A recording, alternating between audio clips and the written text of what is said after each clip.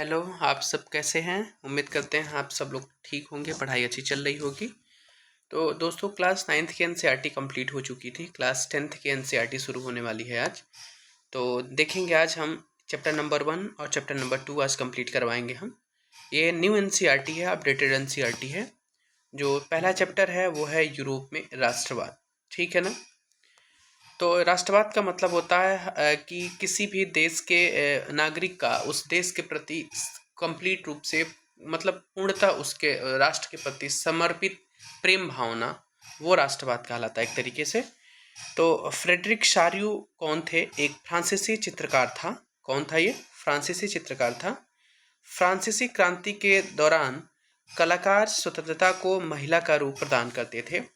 मतलब इस स्वतंत्रता को कौन सा रूप प्रदान किया गया है? तो महिला का रूप प्रदान किया गया है। अर्नस्ट रेनन कौन था?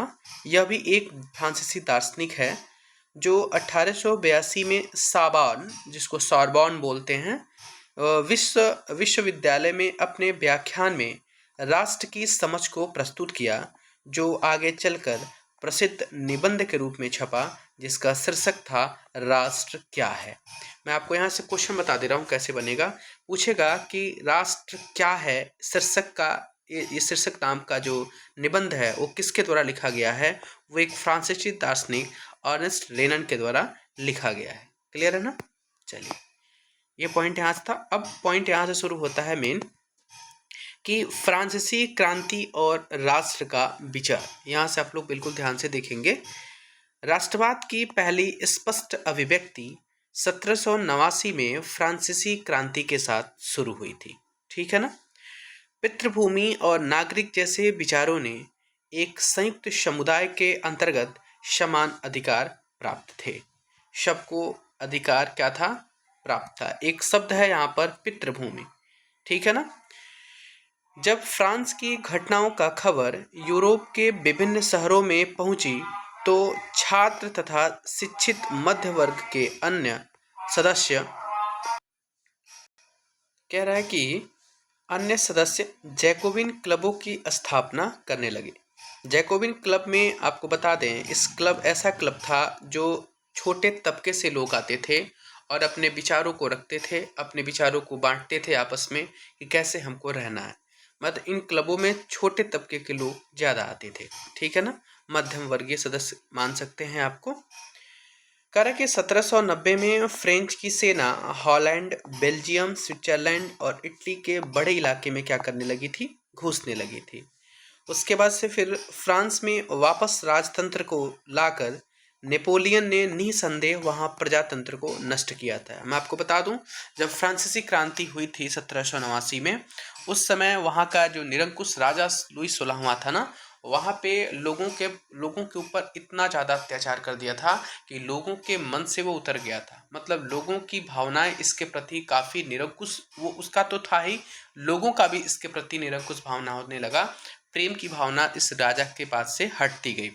उसके बाद से क्या होता है, फिर वो वहाँ से उस समय जब वहाँ पे 1791 वहाँ का संविधान बनता है, ठीक, नेशनल असेंबली के द्वारा, तो उसके बाद से कुछ दिनों तक शासन चलता है। फिर एक ऐसा राजा आता है, एक ऐसा व्यक्ति आता है जिसका नाम नेपोलियन बोनापार्ट होता है। फिर से वो राजतंत्र को स्थापित करता है। ठीक है ना? तो वही बात कह रहा है कि फ्रांस में वापस राजतंत्र को लेकर आने वाला व्यक्ति कौन था? आपको नेपोलियन था। कहने का मतलब ये है। ठीक है ना? उसके बाद पॉइंट है आपका कि 1804 की नागरिक संहिता, जिसे आमतौर पर नेपोलियन संहिता के नाम से जानते हैं। क्या जानते हैं? नेपोलियन संहिता के नाम से जानते हैं। ने जन्म पर आधारित विशेषाधिकार समाप्त कर दिए थे। मतलब एक चीज इसमें उन्होंने परिवर्तित किया कि जो लोगों को विशेषाधिकार, जन्मनात अधिकार था, आपने पढ़ा होगा जब फ्रांस की क्रांति पढ़ा होगा क्लास 9th वाले को, आप लोग अच्छे से पढ़िएगा। उसमें लिखा था कि कुलीन वर्ग को विशेषा जन्माधिकार था, मतलब वो जन्म से ही उनको अधिकार था। लेकिन जब नेपोलियन बोनापार्ट आता है, तो वो जन्म पर आधारित जो भी विशेषाधिकार थे ना, उसको इन्होंने खत्म कर दिया। लेकिन हाँ, राजतंत्र को इन्होंने पुनः स्थापित किया था। क्लियर है ना? चलिए, उसके बाद आता है पॉइंट आपका कि यूरोप में राष्ट्रवाद का निर्माण। यहाँ से भी पॉइंट आपके बहुत अच्छे बनते हैं कि यूरोप में राष्ट्रवाद का निर्माण कैसे होता है। पॉइंट है आपके सामने कि ऑस्ट्रिया हंगरी पर शासन करने वाला हैब्सबर्ग साम्राज्य कौन था? हैब्सबर्ग साम्राज्य कई अलग अलग क्षेत्रों और विभिन्न जातीय समूहों को जोड़कर बना था। जो हैब्सबर्ग साम्राज्य था ना, वो किस पे शासन करने वाला था? ऑस्ट्रिया और हंगरी पर। वो छोटे छोटे जन समूहों से मिलकर, जातीय समूहों से मिलकर के बना था यह साम्राज्य। उसके बाद का पॉइंट है कि इसमें एल्प्स के टिरोल, ऑस्ट्रिया और सुडेनलैंड जैसे इलाकों के साथ बोहेमिया भी शामिल था, जहां कुलीन वर्ग में जर्मन भाषी ज़्यादा लोग थे। मतलब ये सब जो छोटे छोटे राष्ट्र हैं ना, ये मिल करके आपके हैब्सबर्ग साम्राज्य बनाए थे। इतालवी भाषी का मतलब होता है कि इटली की बोलने वाली भाषा, इतालवी भाषी प्रांत हैब्सबर्ग साम्राज्य में लाम्बार्डी तथा वेनेशिया में बटी हुई थी। ठीक है ना, ये आपके इतालवी भाषी प्रांत थे। कौन कौन? हैब्सबर्ग समाज में जो लाम्बार्डी और वेनेशिया थे ना, ये इतालवी फ्रांस के भाषी के प्रांत थे। हंगरी में आधे लोग मैग्यार भाषा बोलते थे। इंपॉर्टेंट क्वेश्चन है ये, इंपॉर्टेंट पॉइंट है आपके सामने कि हंगरी में मैक्सिमम लोग कौन सी भाषा बोलते थे? उसका नाम था मैग्यार। ठीक है, उसके बाद पॉइंट है आपका कि गालिसिया में कुलीन वर्ग पोलिश भाषा बोलते थे। कौन सी भाषा बोलते थे? पोलिश भाषा बोलते थे। हैब्सबर्ग साम्राज्य की सीमाओं के भीतर भारी संख्या में खेती करने वाले लोग अधीन अवस्था में रहते थे। मतलब एक दूसरे के मतलब आज़ाद नहीं थे, वे दूसरे के अधीन रह करके अपने काम को करते थे। उसके बाद है कि जैसे उत्तर में बोहेमियन थे, स्लोवाक थे, कार्निवोला में स्लोवेंस थे, और दक्षिण में क्रोएट तथा पूरब की तरफ ट्रांसिल्वेनिया में रहने वाले रोमन लोग थे। ये वहाँ के रहने वाले जनता का एक नामकरण है। जैसे आपके उत्तर में बोहेमियन और स्लोवाक, कार्निवोला में आपके स्लोवेंस नाम के लोग, दक्षिण में आपके क्रोएट तथा पूरब की तरफ ट्रांसिल्वेनिया में रहने वाले रोमन लोग। ये लोग क्या थे? आपके हैब्सबर्ग साम्राज्य में काफ़ी भारी संख्या में खेती करने वाले लोग थे, जो दूसरों के अधीन रह करके खेती करते थे। क्लियर है ना? अब आता है नेक्स्ट पॉइंट आपके सामने। नेक्स्ट पॉइंट है कि सामाजिक एवं राजनीतिक रूप से जमीन का मालिक कुलीन वर्ग यूरोपीय महाद्वीप का सबसे शक्तिशाली वर्ग था। ध्यान दीजिए, जमीन का मालिक कौन था वहाँ? कुलीन वर्ग। कुलीन वर्ग का मतलब काफ़ी जिनके पास धन संपत्ति हो। ठीक है ना, ये यूरोपीय महाद्वीप के सबसे शक्तिशाली वर्ग था, जो सामाजिक और राजनीतिक रूप से दोनों रूप से था। पश्चिम में ज्यादातर जमीन पर किराएदार और छोटे काश्तकार खेती करते थे, जबकि पूर्वी और मध्य यूरोप में भूमि विशाल जागीरों में बटी थी, जिस पर भूदास खेती करते थे। ध्यान दीजिएगा, पश्चिम की तरफ छोटे छोटे तबके के जो कि काश्तकार या किराएदार जो ज़मीन को लेकर के, बटाईदार समझ सकते हैं, वो लेकर के खेती करते थे। लेकिन जैसे ये पूर्वी और मध्य यूरोप में आते हैं, तो वहाँ पे जो भूमि होती थी खेती करने के लिए, बहुत बड़े बड़े लेवल पे होती थी। ठीक है ना, जिसको हम बोलते हैं भूदास। मतलब दास का मतलब होता है स्वामी। ठीक है ना, भू का मतलब होता है जमीन, यानी जमीन के मालिक होते थे, जो पूर्वी और मध्य यूरोप के बहुत बड़े बड़े विशाल साम्राज्य पे अपनी खेती करते थे। वो विशाल विशाल टुकड़ों में, हिस्सों में बटा था वो। ठीक है ना, लेकिन पश्चिम में ज़्यादातर किसान छोटे छोटे टुकड़ों में खेती करते थे, जीवन यापन करते थे अपना। उसके बाद है कि इंग्लैंड में औद्योगिकरण 18वीं सदी के दूसरे भाग में आरंभ हुआ है। ठीक है ना, कब? 18वीं सदी के दूसरे भाग में। लेकिन फ्रांस और जर्मनी के राज्यों के कुछ हिस्सों में यह 19वीं सदी में आकर के शुरू होता है। आपको पता है औद्योगिकरण की शुरुआत सबसे पहले कहाँ से शुरू होती है? इंग्लैंड से। ठीक है ना, आपको इंपॉर्टेंट क्वेश्चन बनता है यहाँ से। राजनीतिक रूप से उदारवाद एक ऐसी सरकार पर जोर देता था जो सहमति से बनी हो। ध्यान दीजिए, उदारवाद क्या चाहता था? कि हमारी राजनीति ऐसी हो, हमारी सरकार ऐसी हो जो सब जनतंत्र समूहों से मिलकर बना हो, यानी सब लोगों की भागीदारी हो, सब लोगों की सहमति से बने सरकार। नेपोलियन के प्रशासनिक कदमों से लगभग 39 राज्यों का एक महासंघ बना था। इसके प्रशासनिक कदमों से कितने राज्यों का महासंघ बना था? ये डेटा है 39 राज्यों का। ठीक है ना, उसके बाद पॉइंट देखते हैं हम, क्या है मेरा। उसके बाद पॉइंट है कि 1833 में हैम्बर्ग ने न्यूरेमबर्ग जाकर अपना माल बेचने वाले एक व्यापारी को 11 सीमा शुल्क नाकों से गुजरना पड़ता था। मतलब जो हैम्बर्ग से न्यूरमबर्ग हमको जाना था, किसी भी व्यापारी को जाना होता था, तो उसको लगभग 11 प्रकार के शुल्क उसको देने पड़ते थे। ऐसे करने मतलब, और उसके बाद हर बार वो 5% सीमा शुल्क देना पड़ता था। नाको का मतलब होता है कि यहाँ पे रोक पॉइंट था, वहाँ पे रोक पॉइंट पे उनको सीमा शुल्क तो देना पड़ता था, लेकिन हर बार उनको 5% सीमा शुल्क और देना पड़ता था। ठीक है ना। कपड़े को नापने का पैमाना एले था। इंपॉर्टेंट पॉइंट जान लीजिए, कपड़े को नापने का पैमाना क्या था? एले। एले क्या था? तो कपड़े को नापने का एक पैमाना था जिसकी लंबाई हर जगह, मतलब लगभग जगह बदलने से हर जगह उनकी लंबाई बदल जाती थी। उसके बाद कह रहा है कि 1834 में प्रशा की पहल पर एक शुल्क संघ जालवेराइन स्थापित किया गया, जिसमें अधिकांश जर्मन राज्य शामिल हुए। मुद्राओं की संख्या 2 कर दी गई, जो पहले 30 हुआ करती थी। मतलब ये सब चीज़ों को देख करके एक संघ बना जिसका नाम था शुल्क संघ जालवेराइन, जो मुद्राओं की संख्या को कम किया। मतलब अलग अलग जगहों पे अलग अलग मुद्राएं चलती थी। लगभग उस समय 30 प्रकार की मुद्राएं चलती थी और उस 30 प्रकार को खत्म करके अब मुद्राओं की संख्या मात्र 2 कर दी गई है। ठीक है ना। अब कह रहा है कि वियना संधि, जो सबसे ज्यादा इंपॉर्टेंट है इस पॉइंट का, वियना संधि या सम्मेलन 1815 में होता है। चलिए पढ़ते हैं इसमें इंपॉर्टेंट पॉइंट क्या है। चलिए देखिए, ब्रिटेन, रूस, प्रसा तथा ऑस्ट्रिया जैसे यूरोपीय शक्तियां जिन्होंने मिलकर नेपोलियन को हराया था। आपको पता है ना, वाटरलू के युद्ध में नेपोलियन की बुरी तरीके से हार होती है 1815 में ही। और इनको हराने वाले में ब्रिटेन, रूस, प्रसा, ऑस्ट्रिया इस प्रकार की यूरोपीय की महाशक्तियां हैं जो मिलकर के नेपोलियन बोनापार्ट को हराती हैं। उसके बाद से इसके प्रतिनिधि यूरोप के लिए एक समझौता हुआ जो 1815 में तैयार किया गया। इस सम्मेलन की मेजबानी ऑस्ट्रिया के चांसलर ने किया, जिसका नाम था ड्यूक मैटरनिक। यानी वियना सम्मेलन 1815 की मेजबानी किसने किया था? तो ऑस्ट्रिया के चांसलर ड्यूक मैटरनिक ने किया था, जिसे वियना संधि 1815 के नाम से जाना गया। क्लियर है। फ्रांसीसी क्रांति के दौरान हटाए गए बुर्बो राजवंश, आपको पता है बुर्बो राजवंश जो लुई 16 में था, को सत्ता में बहाल किया गया।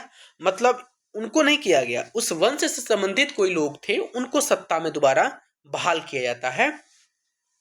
फिर से उत्तर में नीदरलैंड का राज्य स्थापित किया गया। फिर ऑस्ट्रिया को उत्तरी इटली का नियंत्रण सौंपा गया। इस सब के सब 1815 की वियना सम्मेलन की संधि की शर्तें थीं, इसी के अकॉर्डिंग सबको अलग अलग किया गया है। तो ऑस्ट्रिया को उत्तरी इटली का नियंत्रण सौंपा गया है। उसके बाद पूर्व में रूस को पोलैंड का हिस्सा दिया जाता है। यानी पोलैंड का हिस्सा किसको मिला है? रूस को। किसमें? पूरब की तरफ। जबकि प्रसा को की सैक्सनी का इलाका मिलता है। प्रसा को कौन सा मिलता है? सैक्सनी का।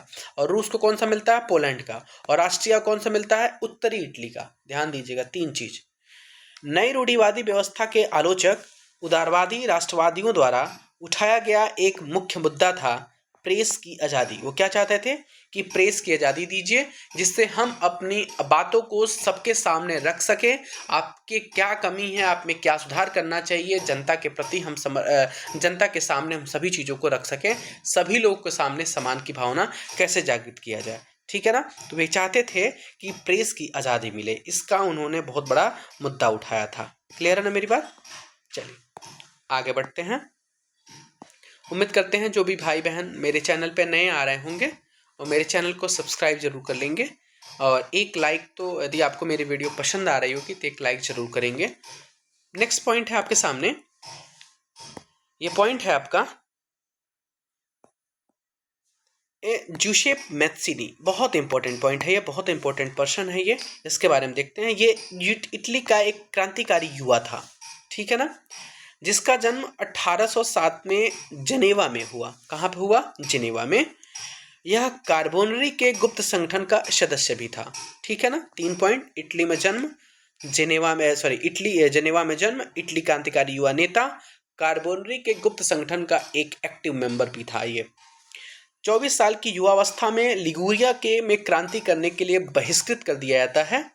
उसके बाद इन्होंने 2 भूमिगत संगठनों की स्थापना की। पहला था मोसेई में यंग इटली, यानी यंग इटली की स्थापना किसने किया है?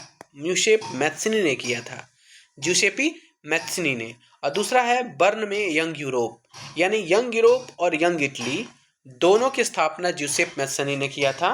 ठीक है, जिसमें आपका पहला है आपका मोसेई में, और दूसरा जो यंग यूरोप है वो बर्न में किया था। मैत्सिनी का विश्वास था कि ईश्वर की मर्जी के अनुसार राष्ट्र ही मनुष्य की प्राकृतिक इकाई है। ये ध्यान दीजिएगा, ये कीवर्ड याद जरूर रखिएगा। जो इनका वक्तव्य है, कही गई बातें हैं, वो कोटा जरूर याद रखिएगा। इनका विश्वास था क्या कि ईश्वर की मर्जी के अनुसार राष्ट्र ही मनुष्य की प्राकृतिक इकाई है। क्लियर है?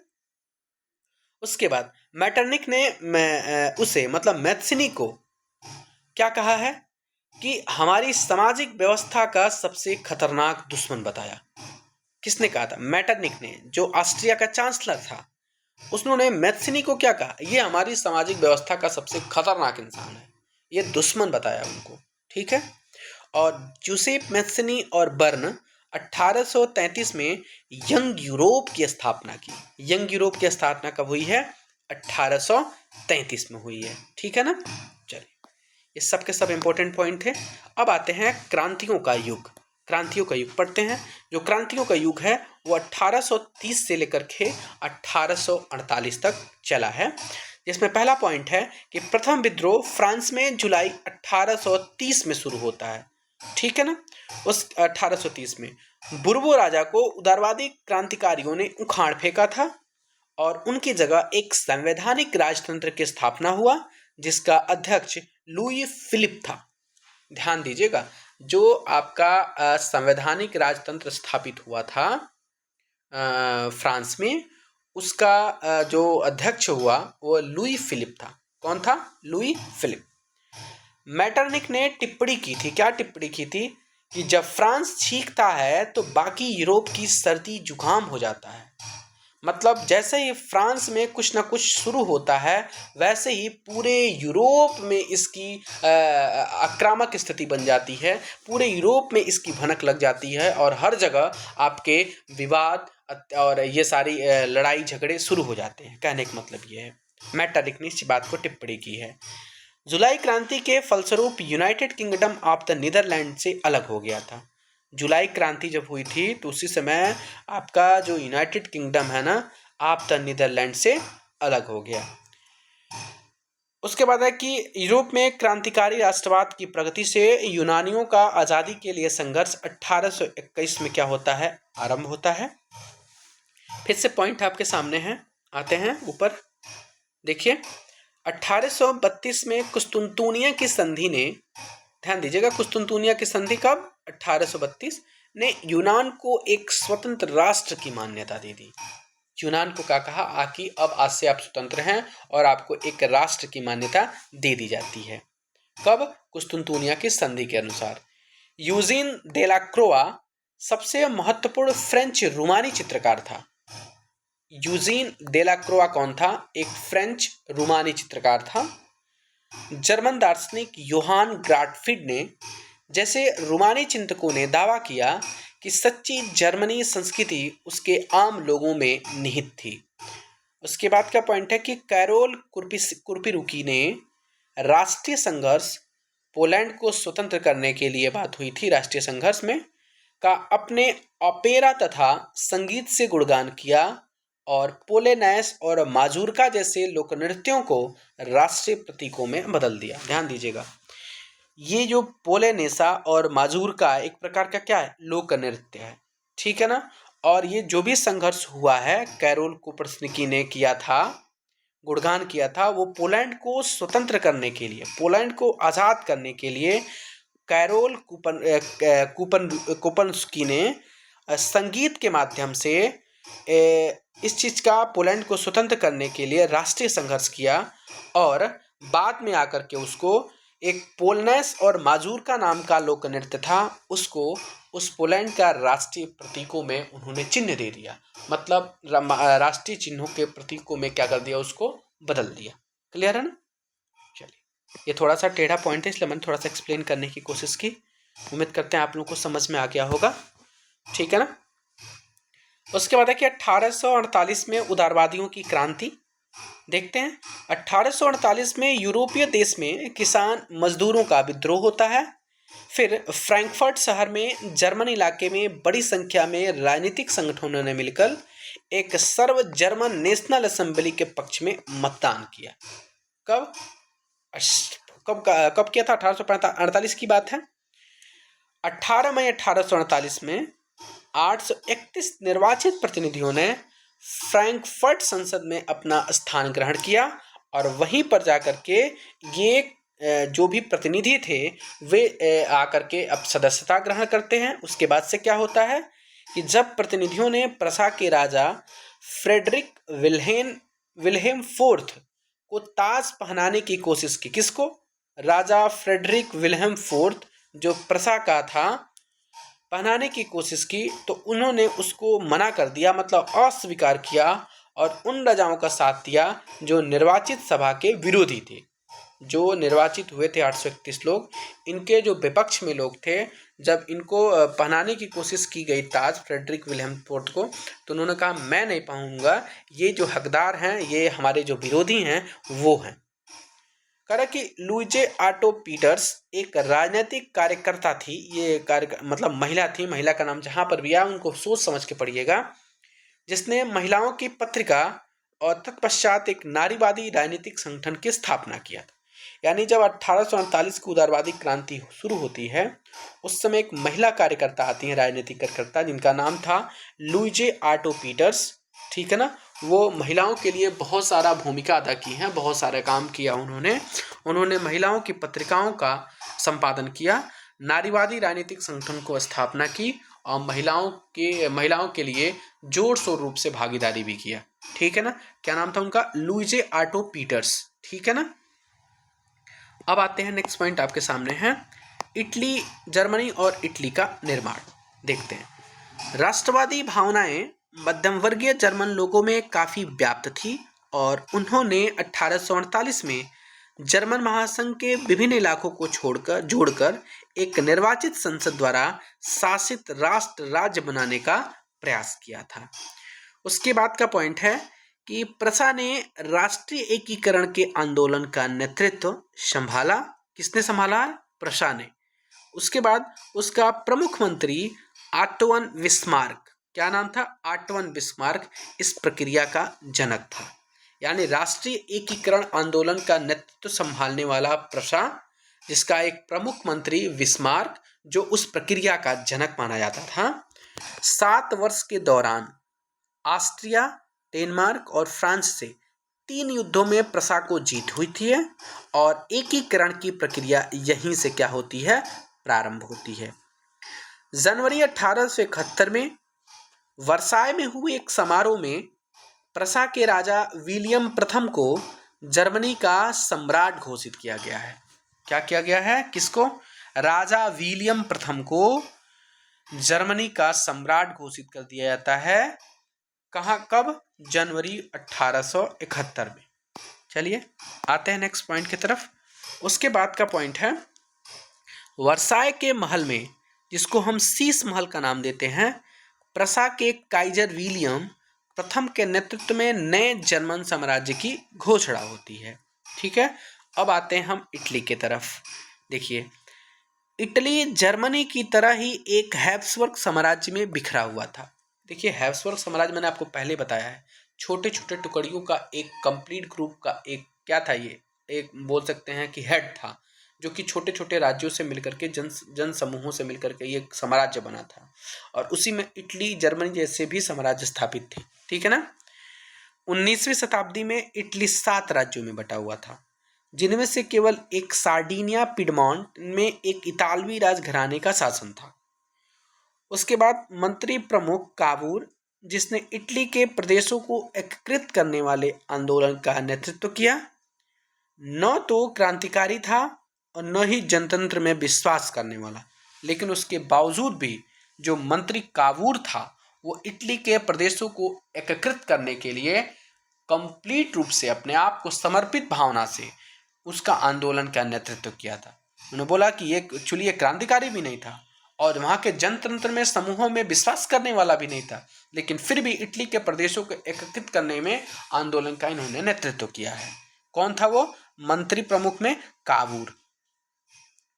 1830 के दशक में ज्यूसेप मैत्सनी ने एकीकृत इतालवी गणराज्य के लिए एक सुविचारित कार्यक्रम प्रस्तुत करने की कोशिश की थी। उसके बाद है कि 1861 में इमैनुअल द्वितीय को एकीकृत इटली का राजा घोषित किया जाता है। Very very important. 1861 में इमैनुअल द्वितीय को एकीकृत इटली का राजा घोषित किया गया। ध्यान रखिएगा, ये वेरी वेरी इंपॉर्टेंट क्वेश्चन है, ये मार्क कर लीजिएगा। उसके बाद है कि दक्षिण इटली के लोग गैरीबाल्डी को अपना समर्थन दिया था। वे चाहते थे कि गैरीबाल्डी यहाँ का राजा बने, लेकिन राजा बना कौन? इमैनुअल द्वितीय। बितानी द्वीप समूह में रहने वाले लोगों, अंग्रेज, वेल्स, स्कॉट और आयरिश की मुख्य पहचान निर्जातीय थी, मतलब एथनिक थी, ठीक है ना। उसके बाद एक नाम आता है, अभी मैंने गैरीबाल्डी का नाम पढ़ा है, अब उन गैरीबाल्डी के बारे में पढ़ते हैं, जूसेप गैरीबाल्डी। आपको बता दें कि इटली की स्वतंत्रता में सेनानियों में ये मशहूर था। उसके बाद से गैरीबाल्डी व्यापारिक तरीके से देखा जाए, क्वेश्चन पूछा गया है प्रीवियस ईयर में कि गैरीबाल्डी मुख्य पेशा क्या था, तो एक प्रकार का एक नाविक था। नौसेना में क्या था? ये नाव चलाने वाला एक नाविक था। 1833 में उसकी मुलाकात मैथ्सिनी से होती है। जूसेप मैथ्सिनी आपने पढ़ा था, जो यंग इटली के आंदोलन से जुड़ा। उसके बाद क्या हुआ? 1854 में आकर के विक्टर इमैनुअल द्वितीय को समर्थन देता है, लेकिन जो दक्षिण इटली के लोग हैं वो गैरीबाल्डी को समर्थन देते थे, लेकिन केवल दक्षिण इटली को समर्थन करने से इटली का एकीकरण तो हो नहीं सकता था। इसीलिए इमैनुअल द्वितीय को जूसेप गैरीबाल्डी ने अपना समर्थन दे दिया 1854 में। उसके बाद इसके दक्षिण इटली के स्वयंसेवक, जिसको रेड शर्ट्स के नाम से जानते हैं, इस नाम से ये क्या थे? लोकप्रिय थे। इसके जो स्वयंसेवक थे ना, रेड शर्ट, इस नाम से क्या थे? लोकप्रिय थे, ठीक है ना। उम्मीद कर रहा हूँ मेरी बात आप लोगों को समझ में आ रही होगी। उसके बाद का पॉइंट है, आप देखते हैं कि इंग्लैंड और स्कॉटलैंड के बीच एक्ट ऑफ यूनियन 1707 में United Kingdom of great Britain, जिसका नाम है USSR, यानी USSR, 1707 में इंग्लैंड और स्कॉटलैंड के बीच एक एक्ट ऑफ यूनियन पारित हुआ, जिसमें United Kingdom of great Britain का निर्माण होता है, ठीक है ना। उसके बाद है कि स्कॉटिश हाईलैंड्स के लोगों को अपनी गेलिक भाषा बोलने या राष्ट्रीय पोशाक पहनने की मनाही थी। क्लियर है ना? चलिए, सॉरी, ये माफी चाहते हैं, ये USSR नहीं, ये UK है, ठीक है ना। UK, आप लोग मैं अपनी मुझे मुंह से निकल गया है, UK, जिसको हम ब्रिटेन का भी नाम कभी कभी ले लेते हैं, तो United Kingdom of great Britain को UK का नाम भी देते हैं, ठीक है। चलिए आगे कह रहा कि वोल्फटोन और उसकी यूनाइटेड आयरिशमैन 1798 की अगुवाई में हुए असफल विद्रोह 1801 में आयरलैंड को बलपूर्वक यूनाइटेड किंगडम में शामिल कर लिया जाता है। यानी आयरलैंड को कब शामिल किया गया था? 1801 में, ठीक है ना। उसके बाद आते हैं राष्ट्र की दृश्य परिकल्पना। यहाँ से देखते हैं पॉइंट क्या है। यह है कि नारी की छवि राष्ट्र का रूपक बन गई। आपको ने पहले पढ़ा था कि जो भी चित्रकार थे वे राष्ट्र को एक नारी का रूप देते थे, तो यहाँ से राष्ट्र की परिकल्पना में नारी की छवि ही राष्ट्र की एक रूपक बन गई है। उसके बाद स्वतंत्रता का प्रतीक लाल टोपी था, या उसको बोल सकते हैं टूटी जंजीर, और इंसाफ के तौर पर एक महिला का प्रतीकात्मक रूप जो आंख में पट्टी बांधी हुई है और तराजी ली हुई है, ये स्वतंत्रता का प्रतीक था। फ्रांस में लोकप्रिय ईसाई नाम मारियान दिया गया। क्या नाम दिया गया? मारियान, जिसके स्वतंत्रता के चिन्ह लाल टोपी, तिरंगा और कलगी था। मारियान की प्रतिमाएं सार्वजनिक चौकों पर लगाई गई, ठीक है ना, जैसे जो चौक होते हैं ना, वहाँ मारियान की प्रतिमाएं लगाई गई। फिर चाक्षुष अभिव्यक्तियों में जर्मेनिया वलूत वृक्ष के पत्तों का मुकुट पहनती हैं, ठीक है, क्योंकि जर्मन वलूत वीरता का प्रतीक है। जो वलूत का वृक्ष था ना, वो वीरता का प्रतीक माना जाता है। चलिए हम आते हैं कि प्रतीकों के प्रतीक हैं, उनके संबंधित कुछ क्या इनके अर्थ हैं, अभी उनके बारे में हमने पढ़ा भी है, और उनको मैंने एक अंडरलाइन बॉक्स में करके आपको दिया हुआ है कि टूटी हुई बेड़ियाँ, जिसका मतलब है आज़ादी का मिलना। बांझ छाप कवच, जिसका मतलब है कि जर्मन साम्राज्य का प्रतीक। वलूत पत्तियों का मुकुट, जिसका मतलब है बहादुरी, अभी मैंने देता ना, वीरता का प्रतीक यानी बहादुरी। तलवार, तलवार का मतलब होता है मुकाबले की लगभग तैयारी। तलवार पर लिपटी जैतून की डाली, जो कि शांति की चाह, मतलब शांति की चाह रखने के लिए हम तलवार पर लिपटी जैतून की डाली रखते हैं। काला लाल सुनहरा तिरंगा, ये उदारवादियों का एक झंडा था 1848 में। उगते सूर्य की किरणें, जिसका मतलब होता है एक नए युग का सूत्रपात, एक नए युग का प्रारंभ। ठीक है ना। चलिए, इस चैप्टर से हम लगभग लास्ट में ही हैं और इस चैप्टर से संबंधित जो महत्वपूर्ण तिथियां हैं उनके बारे में जानना बहुत जरूरी है। तो 1797 में नेपोलियन का इटली पर हमला होता है। 1797 में 1814-15 में वीना शांति सम्मेलन होता है और नेपोलियन का पतन होता है। आपको पता है वाटरलू की संधि में इसकी हार होती है। 1821 में यूनानी स्वतंत्रता के लिए संघर्ष शुरू होता है। 1848 में फ्रांस में क्रांति, आर्थिक परेशानियों से ग्रस्त कारीगरों, औद्योगिक मजदूरों और किसानों की बगावत शुरू होती है। 1859 से लेकर के 1870 तक इटली का एकीकरण होता है। अरे एक साल में तो हुआ नहीं होगा, इतने सारे लग गए कि इटली का एकीकरण करने में। फिर 1866 से 1871 तक जर्मनी का एकीकरण किया गया है। ये दो इंपॉर्टेंट आप लोग दिमाग में बैठ के चलिएगा। 1859 से 1870 इटली का एकीकरण, 1866 से 1871 जर्मनी का एकीकरण। 1905 में हैब्सबर्ग और ऑटोमन साम्राज्य में स्लाव राष्ट्रवाद मजबूत होता है। ठीक है ना, यानी स्लाव की इम्पोर्टेंस ज़्यादा बढ़ जाता है हैब्सबर्ग और ऑटोमन साम्राज्य में। कब? 1905 में। उसके बाद पॉइंट है राष्ट्रवाद और साम्राज्यवाद। कह रहा कि 1871 में यूरोप में गंभीर राष्ट्रवादी तनाव का स्रोत बाल्कन क्षेत्र था। क्या था? बाल्कन क्षेत्र था। ठीक है, तो इसको थोड़ा सा हम इस पे यहाँ पे पॉइंट बोल रहा है कि इसमें कह रहा है कि आधुनिक रोमानिया, बुल्गारिया, अल्बेनिया, यूनान, मिसेनिया, क्रोएशिया और स्लोवानिया, सर्बिया और मॉन्टेनेग्रो शामिल थे। मैं थोड़ा सा बताना चाहता हूँ कि राष्ट्रवाद और साम्राज्यवाद में अंतर क्या होता है। राष्ट्रवाद एक ऐसे देश के लोगों की एकता और गौरव की भावना है। मतलब इसमें लोग एक दूसरे से एकता से संबंधित, उनके अपने गौरव की भावनाओं से संबंधित, यानी राष्ट्र की पहचान के लिए देशभक्ति पर गर्व की भावना से परिभाषित किया जाता है। जबकि जो साम्राज्यवाद है वो मान लीजिए कोई एक देश किसी दूसरे देश पर अपने विस्तार, अपनी अपनी अपनी चीज़ों को उसके पे हावी होकर के अपने क्षेत्र, अपने साम्राज्य को विस्तार करना चाहता है। वो विस्तार वो क्या होता है? साम्राज्यवाद है।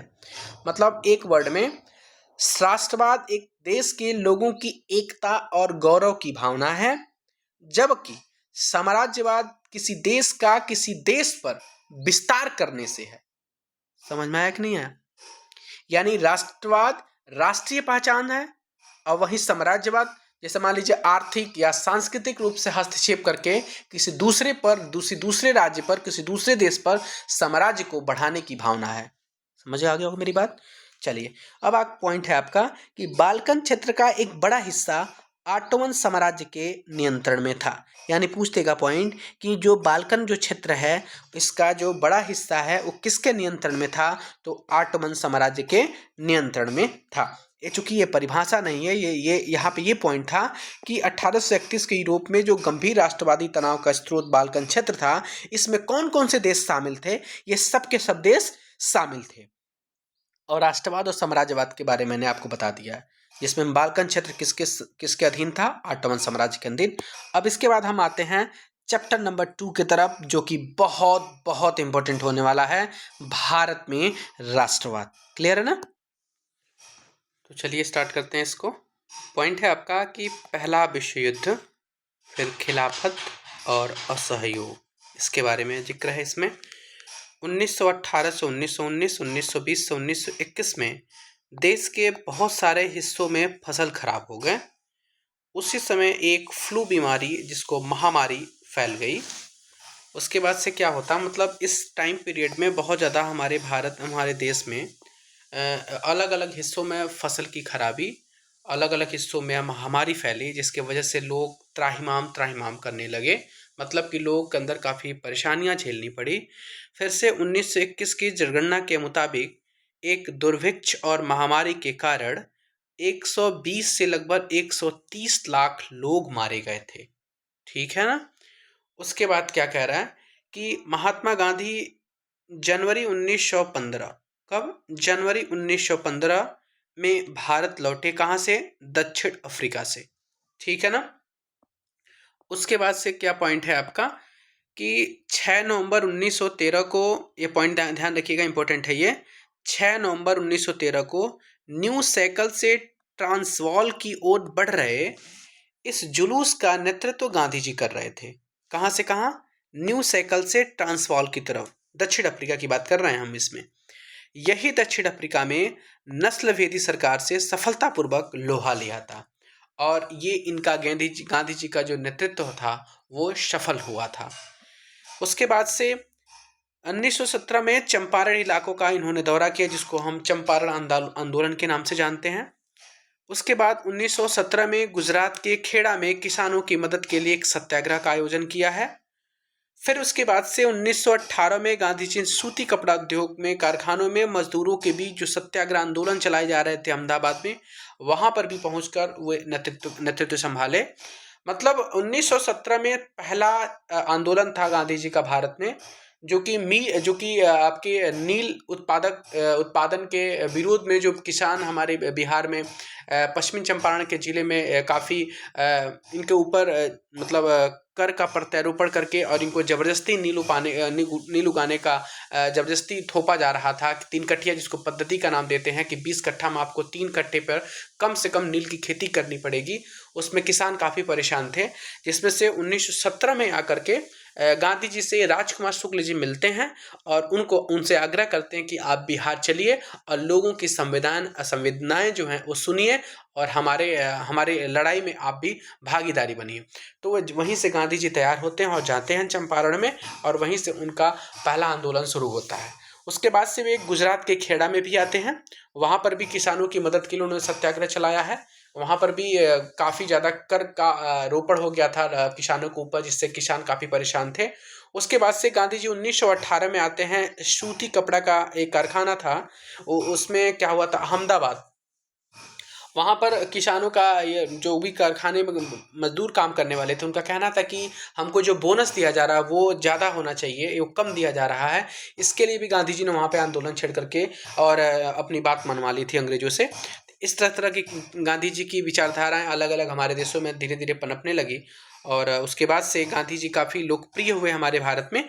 और उसके बाद से फिर पॉइंट देखते हैं हमारा क्या है। बहुत सारे पॉइंट है, बोलने लगे तो बहुत ज़्यादा चीज़ हो जाएगा, बट मुझे एक एक पॉइंट जो हमारे फैक्ट में है उसको देखना है। जहाँ जहाँ होगा मैं बताऊँगा। उसके बाद है कि इसी कामयाबी से उत्साहित होकर गांधी जी 1919 में, अब जब इनको इस आंदोलन में धीरे धीरे सफलता हर जगह से मिलने लगी, तो एक 1919 में जो प्रस्तावित रॉलेट एक्ट था, वो उसके खिलाफ उन्होंने राष्ट्रव्यापी आंदोलन चलाने का फैसला किया। आपको पता है कि रोलक एक्ट क्या था? चलिए देखते हैं इसमें कि रोलक एक्ट एक कानून था जिसके जरिए सरकार को राजनीतिक गतिविधियों को कुचलने और राजनीतिक कैदियों को 2 साल तक बिना मुकदमा चलाए जेल में बंद रखने का अधिकार मिला था। किनको? अंग्रेजों को। सरकार तो वही थी ना, ब्रिटिश थी। उनका यह था कि हम शक के आधार पर लोगों को गिरफ्त करेंगे और उनको 2 साल तक हम जेल में रख सकते हैं।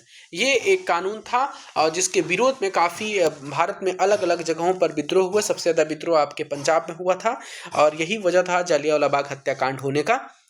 तो उसमें गांधी जी तत्पर हुए और आकर के उसके खिलाफ एक राष्ट्रव्यापी सत्याग्रह आंदोलन चलाने का उन्होंने फैसला लिया था। उसके बाद से फिर क्या होता है कि 13 अप्रैल 1919, इस डेट को याद रखना बेहद जरूरी है, जिसको जलियांवाला बाग हत्याकांड का नाम देते हैं। इसी के तहत गुजरावाला पंजाब में बम बरसाए गए थे। क्या गए थे? उसके बाद ये तो हत्याकांड हुआ ही था और इसी के समय एक बम कांड हुआ था। कहाँ पे? गुजरावाला। कहाँ है ये? तो पंजाब में है। उसके बाद आपको पता ही है जलियांवाला बाग हत्याकांड के बारे में, लगभग जो भी तैयारी करने वाले लोग होंगे उनको हल्का फुल्का तो पता ही होगा।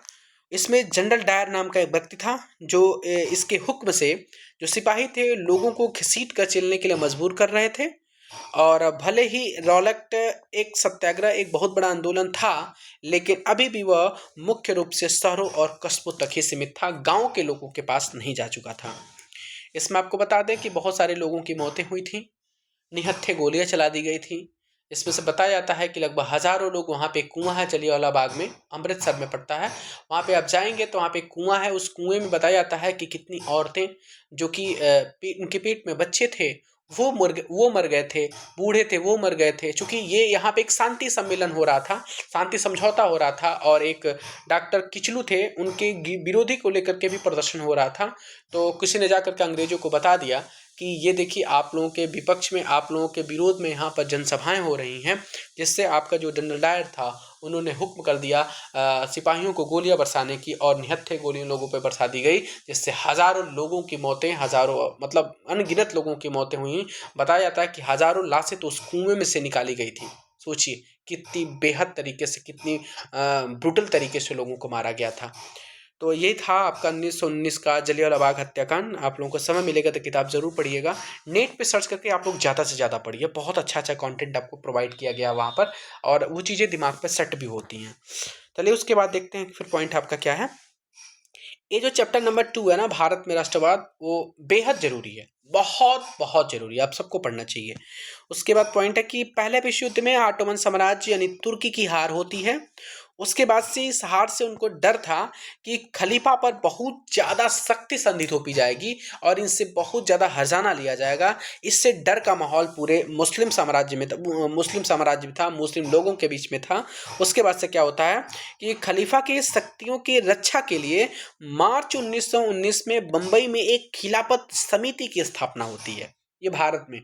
और गांधी जी भी सर्च कर रहे थे कि कैसे कैसे भी मुस्लिमों को हिंदुओं के साथ लेकर के यदि हम आंदोलन को आगे लेकर चलेंगे तो हमारा आंदोलन सफल होगा, यदि हम बंटवारे को लेकर चलेंगे तो आंदोलन सफल नहीं होगा। और उनको यहीं से एक मौका मिलता है खिलाफत आंदोलन से, हिंदुओं को मुस्लिमों के साथ एक साथ आंदोलन करने का।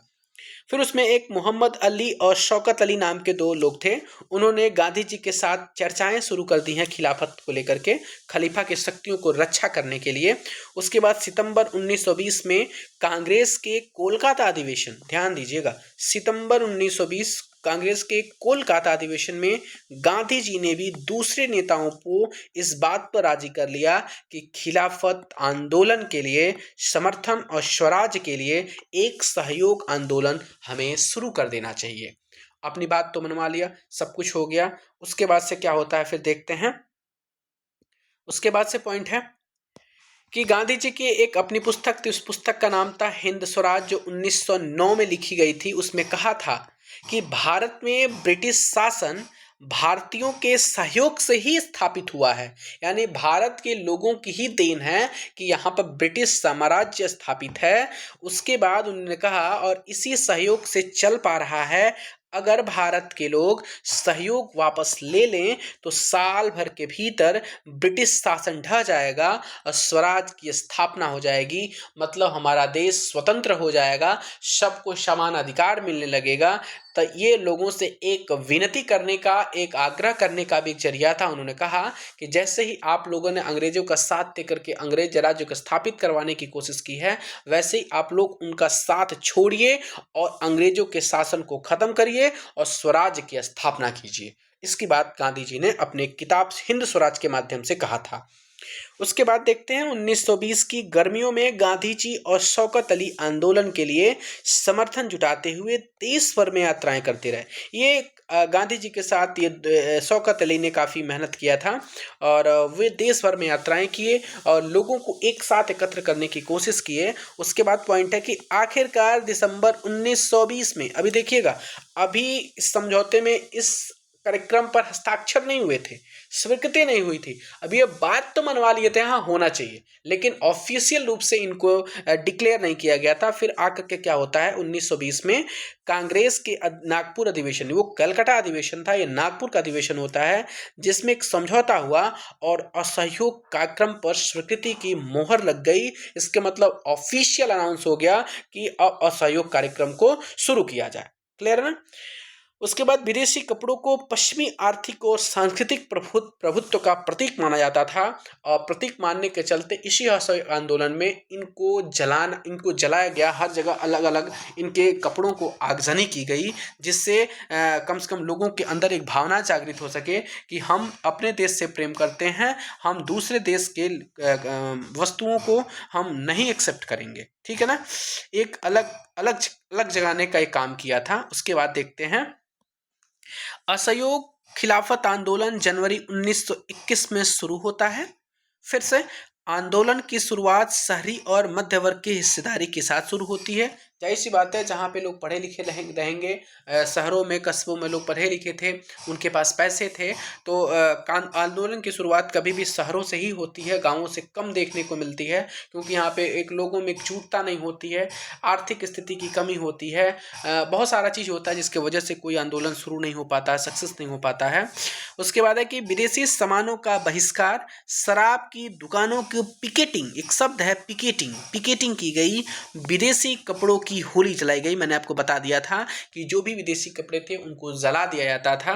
अब आते हैं, एक शब्द है मेरा पिकेटिंग का अर्थ क्या होता है? पिकेटिंग का मतलब होता है पिकेटिंग का अर्थ होता है कि प्रदर्शन या विरोध का ऐसा स्वरूप जिसमें लोग किसी दुकान या फैक्ट्री या दफ्तर के भीतर जाने का रास्ता रोक लेते हैं। मतलब वो कहते हैं आपको दुकान नहीं खोलना है, ना दुकान के भीतर जाना है, और एक विरोध प्रदर्शन करके उनको रोक लिया जाता था। उस प्रक्रिया को बोलते हैं पिकेटिंग। क्या बोलते हैं? पिकेटिंग।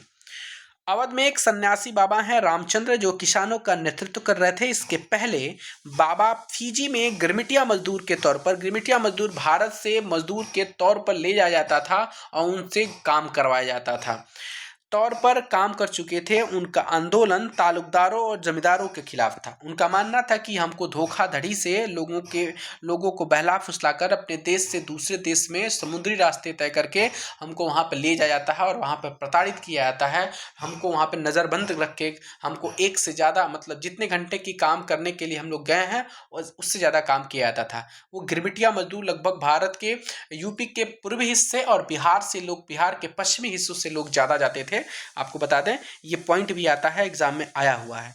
ठीक है ना। तो गिरमिटिया मजदूर कौन होते थे? तो गिरमिटिया मजदूर भारत से जाकर अन्य जैसे फीजी अलग अलग देशों में जाकर के ये मजदूर का काम करते थे। ठीक है ना। उसके बाद है कि ध्यान दीजिएगा कि अक्टूबर 1920 तक बाबा रामचंद्र तथा पंडित जवाहरलाल नेहरू के प्रयास से अवध किसान सभा का गठन होता है। इंपॉर्टेंट है, अवध किसान सभा का गठन 1920 में किसके सहयोग से? बाबा रामचंद्र और पंडित जवाहरलाल नेहरू के सहयोग से। कहाँ में? अवध में होता है। आंध्र प्रदेश की गूडेन पहाड़ियों में 1920 के दशक में एक उग्र गुरिल्ला आंदोलन फैल गया। ठीक है ना। उसके बाद से पॉइंट है आपका कि 1928 में वल्लभ भाई पटेल ने गुजरात के बारदोली में किसान आंदोलन का नेतृत्व किया, जो भू राजस्व को बढ़ाने के खिलाफ था। और आपको बता दें, इसके समर्थन में गांधी जी भी गए थे। ठीक है ना। तो बारदोली की महिलाओं ने ही गुजरात वल्लभ भाई पटेल को वहाँ पे किसकी उपाधि दी थी? सरदार की उपाधि दी थी। आपको बता दें, इसी आंदोलन में, बारदोली सत्याग्रह के आंदोलन में, वहाँ की जो महिलाएं थी ना, इस महिलाओं ने वल्लभ भाई पटेल को किसकी उपाधि दी थी? सरदार की उपाधि दी थी। ठीक है ना, याद रखिएगा। जो कब हुआ था? 1928 में। उसके बाद है अल्लूरी सीताराम राजू, जो आंध्र प्रदेश के रहने वाले थे, जो गांधी जी के असहयोग आंदोलन से प्रेरित थे, मतलब तो उनके समर्थक थे, उनसे उनकी भावनाओं से जुड़ी हुई थी, उनकी बात के समर्थक थे। उनका दावा था कि उनके पास एक दैवीय गुण है। दैवी गुण होने का मतलब कि अध्यात्म में ज़्यादा विश्वास था उनका। वे कहते थे कि हमारे पास एक दैवीय शक्ति है, देवों की दी हुई वरदान मेरे पास है, शक्ति है। ठीक है ना। वह सटीक खगोलीय अनुमान लगा सकते थे। खगोलीय मतलब कि जो भी मौसम से संबंधित चीज़ें हैं, खगोलीय से संबंधित चीज़ें हैं, वायुमंडल से संबंधित चीज़ें हैं, उनका वो अनुमान लगा सकते हैं एकदम सटीक, कि बारिश कब होगी, पत्थर कब पड़ेंगे, आंधी कब आएगा, तूफान कब आएगा, इन सभी चीज़ों की जानकारी वो सटीक दे सकते हैं। गोलियां उन्हें कभी नहीं मार सकती। यदि आप गोली कोई चलाता है तो उनको कभी नहीं लग सकती थी, ये उनका दावा था। गुडेम विद्रोही इनके समर्थक थे। जो गुडेम के विद्रोही थे, जो आपके आंध्र प्रदेश की पहाड़ियों में रहते थे, वे इनका बहुत समर्थक थे। उसके बाद से क्या होता है कि कुछ दिन के बाद से ऐसे इनका बोलबाला रहता है, तो बोलबाला रहने वाले लोगों को अंग्रेज भला कहाँ छोड़े। उसके बाद से आता है एक दिन 1924 में राजू को फांसी दे दी जाती है। क्लियर है ना। और यहीं पे इनका नामो निशान खत्म कर दिया जाता है। उसके बाद हम चलते हैं सविनय अवज्ञा की ओर। यहाँ से चलते हैं, बहुत अच्छा पॉइंट है कि फरवरी 1922 में महात्मा गांधी ने असहयोग आंदोलन वापस लेने का फैसला कर लिया। आपको बता दें, जब असहयोग आंदोलन वापस लिए थे तो इससे बहुत सारे नरम दल और गरम दल दोनों लोग इनसे काफ़ी नाराज हुए थे। ठीक है। आंदोलन लेने का एक उनका एक कारण था कि जो चौरी चौरा कांड हुआ था 1922 में 5 फरवरी को, जो गोरखपुर जिले में पड़ता है, वहाँ पर थानों में वहाँ के ग्रामीणों ने आग लगा दिया था, जिसमें लगभग 22 से 30 लगभग बताया जाता है कि पुलिसकर्मियों की मौत हो गई थी। और गांधी जी का मानना था कि जब हम असहयोग आंदोलन कर रहे हैं तो इसमें शांति प्रिय होकर आंदोलन करेंगे, हमारा इसमें कोई भी अंग्रेजों को या किसी भी लोगों में मतलब हिंसात्मक कार्यवाही नहीं होनी चाहिए, जिससे गांधी जी का मन काफ़ी दुखी हुआ और वो असहयोग आंदोलन वापस लेने का फैसला किया था। उसके बाद इसी नाराज में आपको बता दें कि सीआर दास और मोतीलाल नेहरू, ये दो लोगों ने अलग स्वराज पार्टी की स्थापना करते हैं 1922 में। और इनका स्थापना करने का उद्देश्य क्या था कि एक परिषदीय राजनीति में वापस लौटने का। कांग्रेस के भीतर उन्होंने एक अलग पार्टी की स्थापना करते हैं, स्वराज पार्टी, और राजनीति में उनको वापस लाने का फैसला करते हैं। उनका मानना था कि यदि हम स्वराज पार्टी का स्थापना करके और विधानसभा या विधान परिषद थे उनमें अपनी भागीदारी को स्थापित कर सकते हैं। ठीक है ना। सर जॉन साइमन के नेतृत्व में एक वैधानिक गठन होता है। भारत में एक संवैधानिक व्यवस्था की कार्यशैली का अध्ययन करना था। यानी सर जॉन साइमन के नेतृत्व में क्या था, एक वैधानिक संगठन का गठन करके भारत में एक संवैधानिक व्यवस्था की कार्यशैली का अध्ययन करना था कि हम एक संवैधानिक तरीके से कैसे काम करेंगे तथा सुझाव देने थे। लेकिन इस आयोग में कोई भी भारतीय नहीं था। आपको बता दें कि कोई भी भारतीय सैनिक नहीं था, सब के सब गोरे थे, मतलब सब के सब अंग्रेज थे। इसलिए इस साइमन कमीशन को लेकर के काफ़ी भारत में विद्रोह भी हुआ है। जैसे वो भारत में आता है, आपको पता है कि इसमें किसकी, लाला लाजपत राय की मौत भी होती है। चलिए पढ़ते हैं। 1928 में जब साइमन कमीशन भारत आता है, बम्बई पहुंचा था 1928 में, तो इसका घोर विरोध होता है भारत में। उसके बाद इसी विरोध को शांत करने के लिए एक सम्मेलन बुलाया जाता है जिसका नाम पड़ता है गोलमेज सम्मेलन। ठीक है, आयोजित किया जाता है लंदन में। इसमें सिर्फ इतना बताया गया कि भावी संविधान के बारे में चलिए इस पर चर्चा करनी है, और इसी को लेकर के भारतीय नेताओं को राजी कर लिया जाता है और गोलमेज सम्मेलन का आयोजित किया जाना था। आयोजित करने की एक धारणा रखी जाती कि चलिए आप लोग, और वहाँ पर हम भारत में कैसे आगे की नियम कानून चलाने हैं और एक कैसा संविधान होना चाहिए उसके बारे में बात करनी है। लेकिन ऐसा तो कुछ था ही नहीं, केवल भड़काने का काम था वहाँ पर। चलिए, उसके बाद से चूंकि पहले गोलमेज सम्मेलन में आपको पता है कि कांग्रेस का कोई नेता भाग नहीं लेता है, दूसरे सम्मेलन में भाग लेते हैं, गांधी जी भी जाते हैं, लेकिन भीमराव अम्बेडकर से उनकी आपसी सहमति से न बन जाने के कारण द्वितीय गोलमेज सम्मेलन सफल नहीं होता है। उसके बाद है कि दिसंबर 1929 में पंडित जवाहरलाल नेहरू की अध्यक्षता में कांग्रेस के लाहौर अधिवेशन में एक पूर्ण स्वराज की मांग को औपचारिक रूप से मान लिया गया। कब? 1929 में। कब? दिसंबर में। कांग्रेस और लाहौर के अधिवेशन में पूर्ण स्वराज की मांग को औपचारिक रूप से, औपचारिक मतलब ऑफिशियल रूप से मान लिया जाता है, और यह तय किया गया कि 26 जनवरी 1930 को स्वतंत्रता दिवस के रूप में मनाया जाएगा। क्लियर है ना। उसके बाद पॉइंट हम देखते हैं क्या है मेरा। उसके बाद पॉइंट है कि 31 जनवरी 1930 को गांधी जी ने 11 मांगों को लेकर एक इरविन को पत्र लिखते हैं। ठीक है ना। और इस पत्र में उन्होंने विश्वास भी दिलाया था कि यदि आप इन हमारी मांगों को पूरा नहीं करते हैं तो हम दोबारा सविनय अवज्ञा आंदोलन शुरू करेंगे। लेकिन कहाँ मानने वाला वो।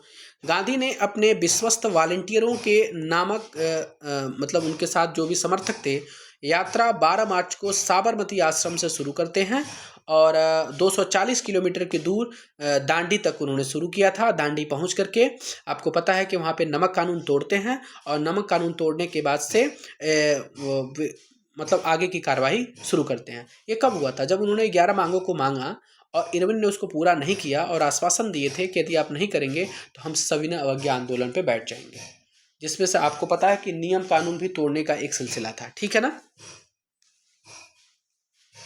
उसके बाद से है कि रोज लगभग आपको पता है कि 10 मील का सफर तय करना था। सफर तय हुआ।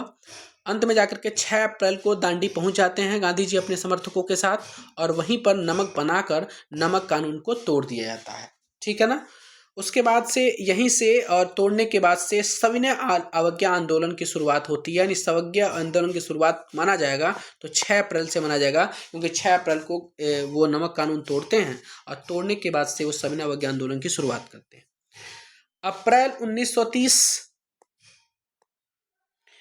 फिर से पॉइंट बनता है कि अप्रैल 1930 में गांधी के समर्पित साथी अब्दुल गफ्फार खां, आपको पता है कि ये अफगानिस्तान की तरफ के थे, ये को गिरफ्तार किया गया। ठीक है ना। सबसे पहले इनको गिरफ्तार किया जाता है। उसके बाद से महीने भर बाद जब गांधी जी को गिरफ्तार कर लिया गया तो सोलापुर के औद्योगिक मजदूरों ने अंग्रेजी शासन के प्रति पुलिस चौकियों, अदालतों, रेलवे पर हमला शुरू कर दिए। गफ्फार की पहले गिरफ्तारी होती है। इसके पहले भी हुई होगी, आप लोग पढ़ सकते हैं, उसमें देख सकते हैं, लेकिन इसमें दिया है कि गफ्फार की गिरफ्तारी के बाद से लगभग महीनों के बाद गांधी जी की गिरफ्तारी होती है। जैसे ही गांधी जी की गिरफ्तारी होती है तो ये चीज़ें काफ़ी दूर दूर तक फैल जाती है। गांधी जी गिरफ्तार हो गए और हर जगह से आगजनी, पुलिस चौकियों का हमला, अदालत, रेलवे, सब पे हमला होना शुरू होता है। उसके बाद से 5 मार्च 1931, डेट याद रखिए, को गांधी ने इरविन के साथ एक समझौता पर दस्तखत कर दिए हैं। ये PYQ में पूछा जा चुका है कि 5 मार्च 1931 को गांधी इरविन समझौता होता है। उसके बाद इसी को गांधी इरविन समझौता के नाम से जानते हैं। पॉइंट है कि दूसरे गोलमेज सम्मेलन में जो दिसंबर 1931 में होता है, गांधी जी के साथ कांग्रेस सम्मिलित होती है, मैं बताया था। और इसी बीच ये वार्ता टूट जाती है और गांधी जी क्या होते हैं, वापस आते हैं। आपको पता है कि सांप्रदायिक पंचायत को लेकर के आपका गांधी जी अम्बेडकर के बीच में मतभेद होने की वजह से ये वार्ता टूट जाती है और गांधी जी को वहीं से वापस होना पड़ता है। उसके बाद से फिर क्या होता है, फिर देखते हैं कि जब गांधी जी भारत आए तो सरकार ने नए सिरे से वहाँ पे दमन शुरू कर दिया था। देखे आकर के। और दमन कैसे शुरू हुआ, पंडित जवाहरलाल नेहरू को, गफ्फार को, दोनों जेल में थे उस समय।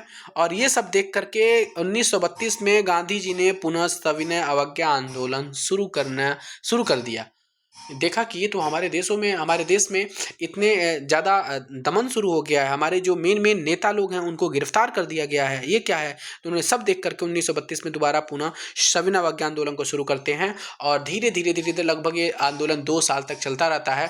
और 2 साल के अंत में जाकर के 1934 में इसकी गति थोड़ी सी धीमी होती है, मंद होती है। उसके बाद से पॉइंट है कि व्यवसाय हितों को संगठित करने के लिए 1920 में भारतीय औद्योगिक एवं व्यावसायिक कांग्रेस तथा 1927 में भारतीय वाणिज्य एवं उद्योग परिसंघ का गठन होता है। ठीक है ना। उसके बाद है कि सिविल नाफरमानी आंदोलन। ये बार बार बुकों में आप एक पॉइंट को पाएंगे, इसका मतलब होता है सविनय अवज्ञा आंदोलन। यानी सिविल नाफरमानी आंदोलन का मतलब क्या होता है, सविनय अवज्ञा आंदोलन। औद्योगिक श्रमिक वर्ग ने सविनय अवज्ञा आंदोलन केवल नागपुर में ही अच्छे से बढ़ चढ़कर हिस्सा लिया गया था। इसके बाद से अलग अलग शहरों में थोड़ा सा इसकी गति धीमी रही, लेकिन नागपुर में सविनय अवज्ञा आंदोलन में श्रमिक वर्गों का बढ़ चढ़कर हिस्सा लेना बहुत ज़्यादा प्रभावी रहा। उसके बाद से देख सकते हैं पॉइंट आप कि महात्मा गांधी ने अछूतों को हरिजन यानी ईश्वर की संतान बताया। जो हरिजन हैं वो हरिजन को इस गांधी जी ने अछूतों को हरिजन कहा। क्या कहा, हरिजन कहा था। किसको, अछूतों को। फिर सविनय अवज्ञा आंदोलन में औरतें बढ़ चढ़कर हिस्सा ली थीं और लेकिन जो दलित वर्ग के लोग थे इनकी हिस्सेदारी काफ़ी सीमित थी, इनकी हिस्सेदारी काफ़ी कम थी। क्लियर है। उसके बाद पॉइंट देखते हैं हम। पॉइंट में आता है कि डॉक्टर अंबेडकर ने 1930 में दलितों को दलित वर्ग एसोसिएशन, कब, 1930 में दलित वर्ग एसोसिएशन में एक संगठित किया। उसके बाद से अंबेडकर ने गांधी जी की राय मान लेती हैं और मान लेने के बाद से सितंबर 1932 में एक पूना पैक्ट पर हस्ताक्षर होता है। वो गांधी इरविन 5 मार्च 1931 का था। और ये आपका पूना पैक्ट समझौता 1932 में होता सितंबर में, अंबेडकर और गांधी के बीच में। आपको पता है इस पर साइन मदन मोहन मालवीय ने भी किया था। और आपको बता दें कि जिससे दलित वर्गों को प्रांतीय और केंद्रीय विधानों में परिषदों में आरक्षित सीटें निर्धारित की गई कि कम से कम इतनी सीटें आपके दलित वर्ग के चुनाव लड़ सकते हैं उम्मीदवार, ठीक है ना।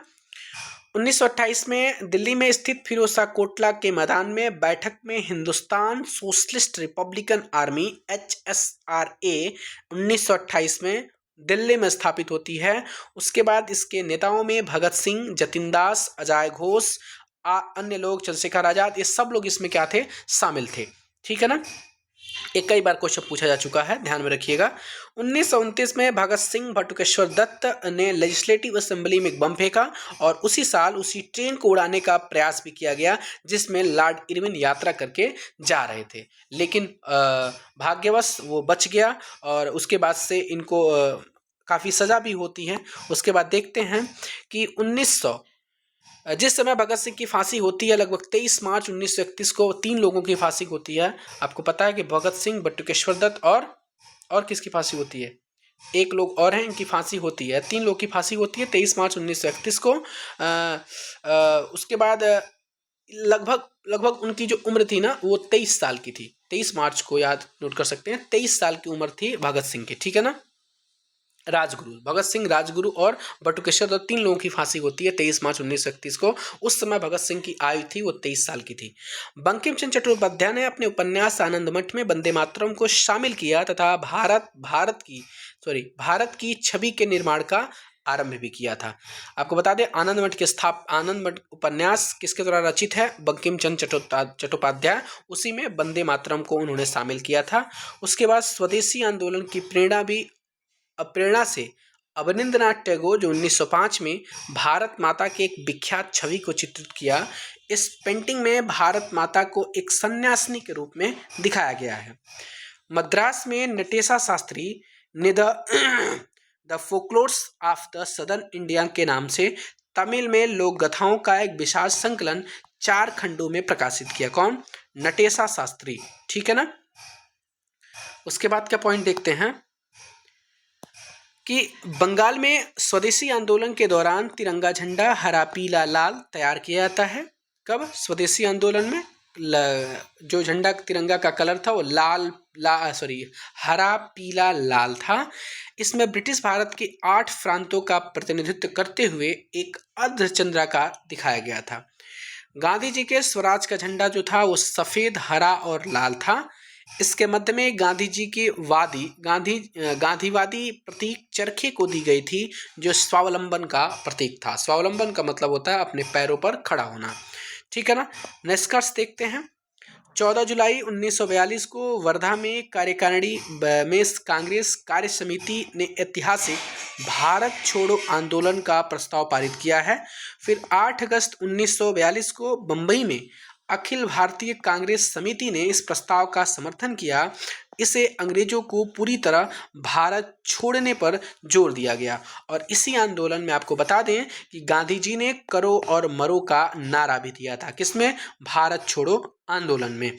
फिर आगे देखते हैं, पॉइंट है आपके सामने कि बहुत सारी महिलाओं ने सक्रिय भागीदारी दिखाई और जिसमें बंगाल में मतांगिनी हजारा और असम से कनकलता बरुआ और उड़ीसा से रमा देवी, ये लोग मुख्य नेतृत्वकर्ता थी महिलाओं के लिए।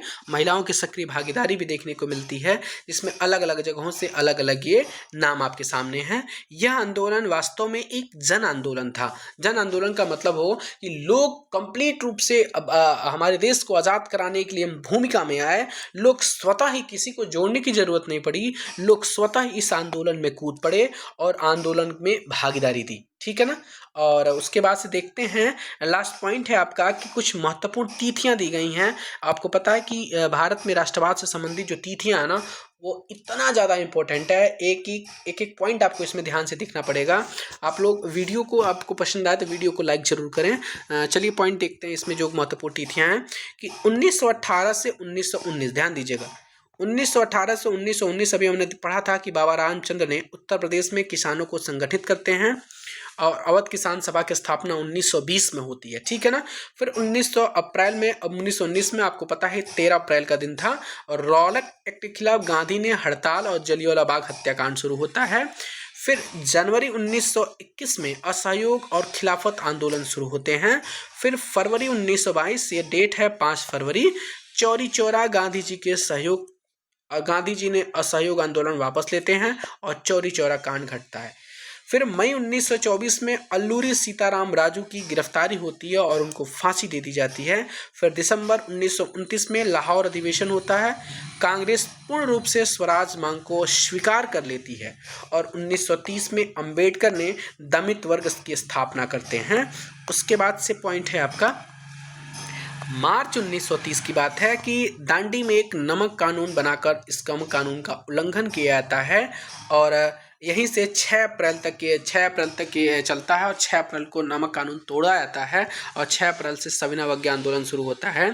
फिर मार्च 1931 से गांधी जी की सविनय अवज्ञा आंदोलन वापस लेते हैं।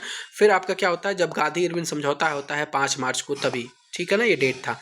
फिर दिसंबर 1931 में दूसरा गोलमेज सम्मेलन होता है जिसमें कांग्रेस के नेताओं ने भाग लिया, जिसमें गांधी जी खुद भाग लेते हैं, और 1932 में सविनय अवज्ञा आंदोलन दोबारा शुरू होता है, जो 1934 में जाकर के धीरे धीरे इसकी गति मंद होने लगती है। इसके साथ हम चैप्टर नंबर 2 खत्म कर दिए हैं।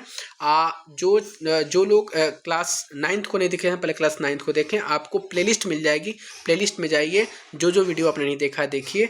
वीडियो मेरी अच्छी लगे तो प्लीज़ लाइक ज़रूर कर लें, जो भी भाई बहन मेरे चैनल पर नए हों सब्सक्राइब जरूर कर लें, शेयर करना ना भूलें please. Thank you so much.